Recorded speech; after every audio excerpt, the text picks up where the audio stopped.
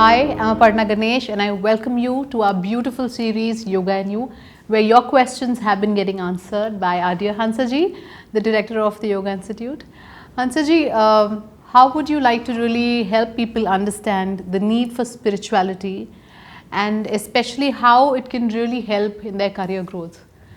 Personally, I have found that it has touched every aspect of my life, but if you can just, really put that into perspective for everyone.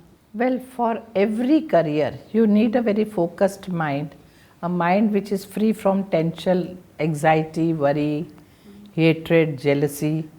So, such a mind, how could you get? Only if you become spiritual.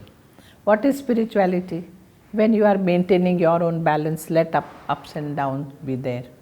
When you are taking the pains and suffering of your life not as something which will make you unhappy or go down, but you learn from all your pain and suffering and you make your life more richer, much better, to find that that pain has rather helped you in life than broken you down.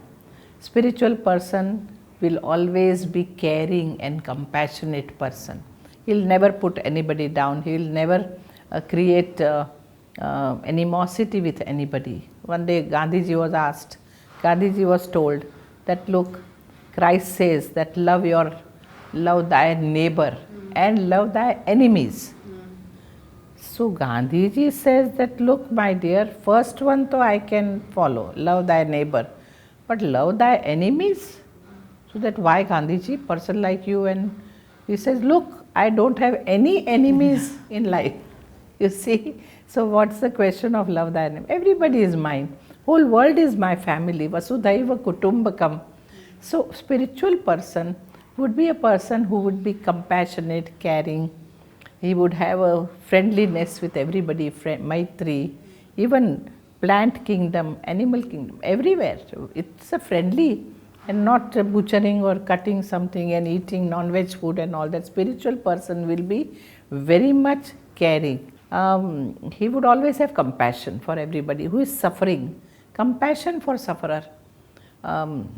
Suffering is going to come in everybody's life. Nobody is untouched by pain and suffering. It's part of your life. But how do you take it matters.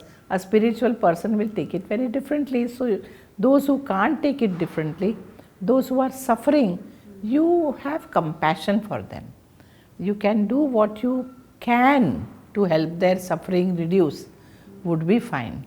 So then such people are able to focus entirely on their career, yes, alongside all these yes, chaotic situations. They would be such a personality that even suppose in the office somebody did mistake, usually a boss will shout, I don't want such mistake again. You may shout, but then you go and meet that person and find out why this mistake occurred. Little bit caring to understand that, well, his mother was very sick or something, he couldn't concentrate, and then now this and that. You could little bit help that person to see that that mother is taken care of. There was one professor whose assistant professor was given a job. So he was doing his job so focusedly that when he entered the office, he told boss that, sir, today I want to go at 5 o'clock outside because I have promised my children to take them to circus. And boss said, fine, but here is a job, you better finish it and do it.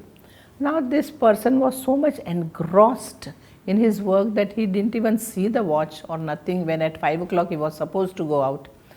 He was working and working.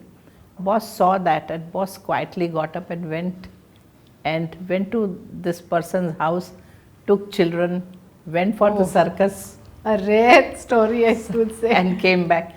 That is spiritual person. And this fellow, when he completed his job, it was night 10 o'clock and suddenly he realized that what have I done, my children must be waiting. He rushed back and then he found that they were so happy that they had gone and they've come back and so on and so forth. He was like, who came? So your boss. I thought, so somewhere spiritual persons are like that. Naturally they will do good career because all his employees are going to be so faithful to such personality. He himself would be doing his job so well without any this intention that how much am I getting. Right. Spirituality means do your job with best of your capacity, and as far as the results are concerned, leave it to God, Right. leave it to higher reality. That is the basic principle of Karma Yoga.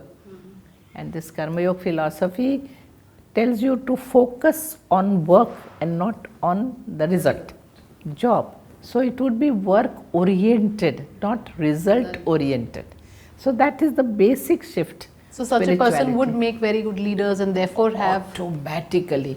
They don't have to get people for him. People will just flock to him because he is a spiritual personality. Spirituality is the thing. Person can't separate his life from spirituality according to me. If you are thinking, think good. If you are helping, help subtly without even anybody noticing it quietly, so that that person's image doesn't go down whom you are helping. You are caring and you are soft and gentle. Sometimes, of course, every emotion is required. Sometimes if you have to shout, you can shout, as I gave you the example. That time he shouted, but then quietly he went to understand what is what. So I would say without spirituality, life has no meaning. Otherwise you will be like a machine. Every day going to work, come back, how much money I got. If I get less money, I don't want to work. No, you just work. You will get everything. That faith, that is spirituality. Thank you, Hansaji. Spirituality does bring in a lot of focus and balance, like Hansaji is saying, which really helps you get along with your daily chaos that the work brings about, which makes you better leader and has your career growth spiral up. So that's a clear answer. Spirituality is ruling all the way. I hope all of us are in touch with our spiritual selves so that we can progress in every aspect of our life, right? Thank you so much.